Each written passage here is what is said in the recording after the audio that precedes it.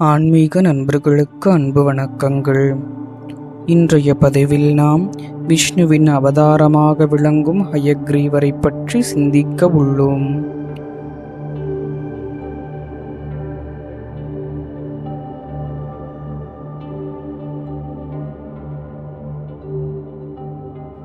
ஞானத்தின் கடவுளாக விளங்கும் ஹயக்ரீவர் குதிரை தலையும் மனித உடலும் கொண்டு பக்தர்களுக்கு காட்சியளிக்கின்றார். பகவான் விஷ்ணுவிற்கு குதிரை தலை வருவதற்கு லக்ஷ்மி தேவியின் சாபம் மற்றும் அசுரன் ஒருவனின் வரமுமே காரணமாகும். ஒரு சமயம் பார்க்கடலில் விஷ்ணுவும் மகாலட்சுமியும் இருந்தபோது திடீரென மகாலட்சுமியின் முகமானது குதிரை முகம் போல் விஷ்ணுவிற்கு காட்சியளிக்க அதைக் கண்ட விஷ்ணு சிரிக்கத் தொடங்கினார். மகாவிஷ்ணு சிரித்ததன் காரணத்தை அவரிடம் கேட்டறிந்த லக்ஷ்மி அவர் மீது கோபம் கொண்டார்.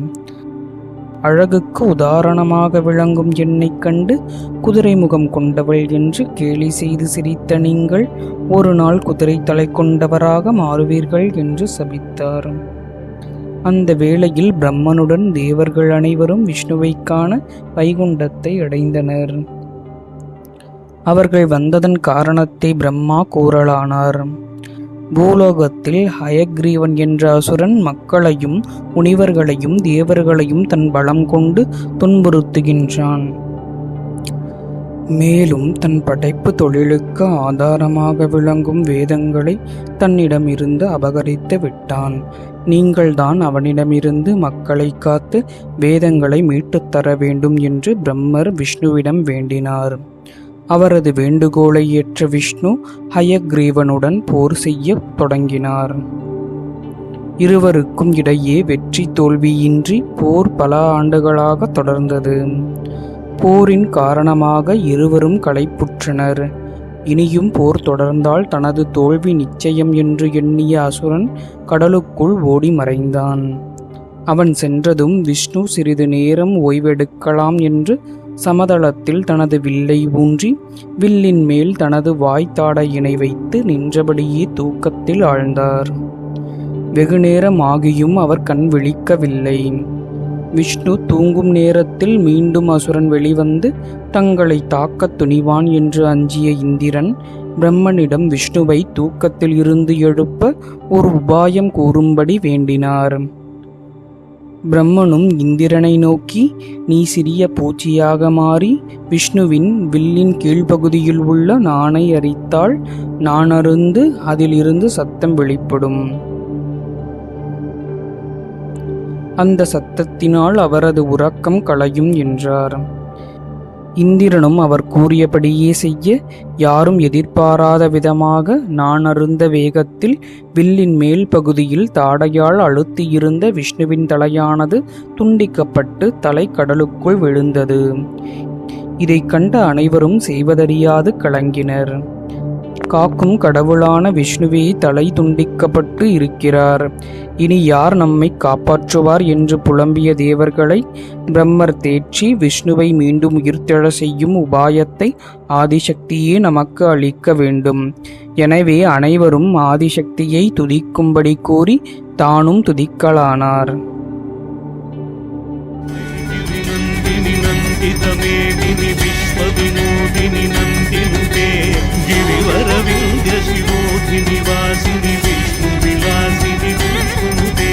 भगवति हे श्रुति कंठ कुटुंबिनि भूरि कुटुंबिनि भूरि कृते जय जय हे महिषासुरमर्दिनि रम्यकपर्दिनि शैलसुते जय जय हे महिषासुरमर्दिनि रम्यकपर्दिनि शैलसुते.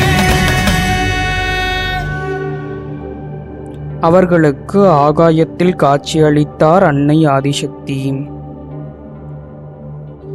பிரம்மர் ஆதிசக்தியிடம் நிகழ்ந்தவற்றை கூற தன்னிடம் ஹயக்ரீவன் பெற்ற பரத்தின் காரணமாகவே இவை அனைத்தும் நிகழ்ந்தது என்றார் பராசக்தி. ஹயக்ரீவன் தன்னை நோக்கி நெடுங்காலம் தவம் புரிந்தான்.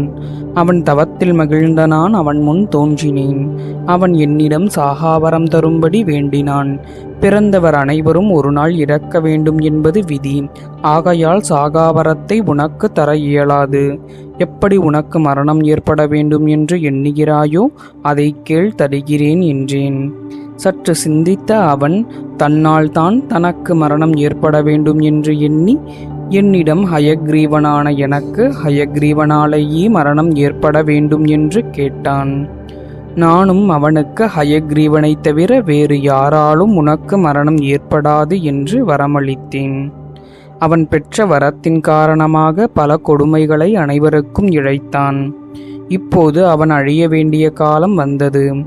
அதன் காரணமாகவே விஷ்ணுவின் கண்ணிற்கு லக்ஷ்மியின் முகத்தை குதிரை போல் தெரியும்படி ஒரு மாயையை உருவாக்கினேன்.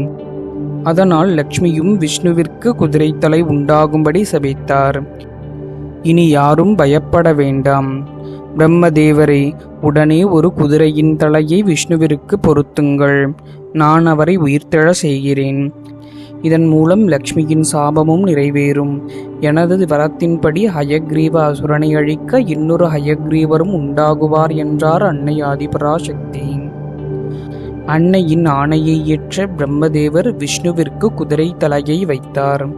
ஆதிபராசக்தியும் விஷ்ணுவை உயிர்த்தெழச் செய்து குதிரை தலை கொண்டதால் இனி ஹயக்ரீவர் என்ற நாமத்துடன் திகழுவாய் என்று விஷ்ணுவிற்கு ஆசி கூறி மறைந்தார். பின்பு இரு ஹயக்ரீவர்களுக்கும் இடையே போர் மூண்டு அதில் ஹயக்ரீவ அசுரன் மடிந்தான். அவனிடமிருந்து மக்களை காத்து பிரம்மன் இழந்த வேதங்களையும் மீட்டெடுத்த விஷ்ணுவை அனைவரும் ஹயக்ரீவர் வாழ்க, ஹயக்ரீவர் வாழ்க என்று போற்றி மகிழ்ந்தனர். வேதங்களை மீட்ட ஹயக்ரீவரே பின்னாளில் கலைகளுக்கு அதிபதியான சரஸ்வதிக்கு குருவாக இருந்து வேதங்களை உபதேசம் செய்தார். மேலும் சகசரநாமங்களில் மிக உயர்ந்ததாக விளங்கும் லலிதா சகசரநாமத்தை அகத்தியருக்கு உபதேசித்து அவர் மூலம் இந்த உலகுக்கு அளித்தார்.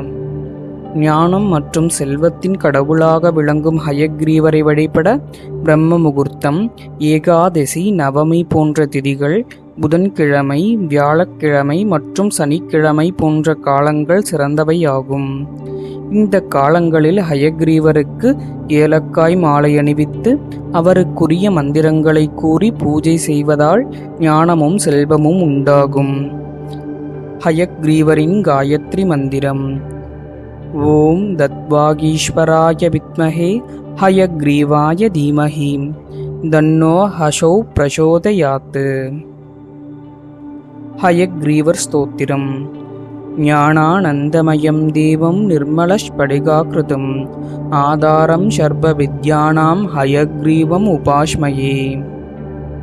ஹயக்ரீவருக்குரிய இந்த மந்திரங்களை ஜபித்து அவரது அருளை பெற்று அனைவரும் ஞானத்துடனும் செல்வத்துடனும் சிறந்து விளங்கலாம். இது போன்ற பல பதிவுகளை அறிய தொடர்ந்து நமது திருவருள் சேனலுடன் இணைந்திருங்கள். நன்றி, வணக்கம்.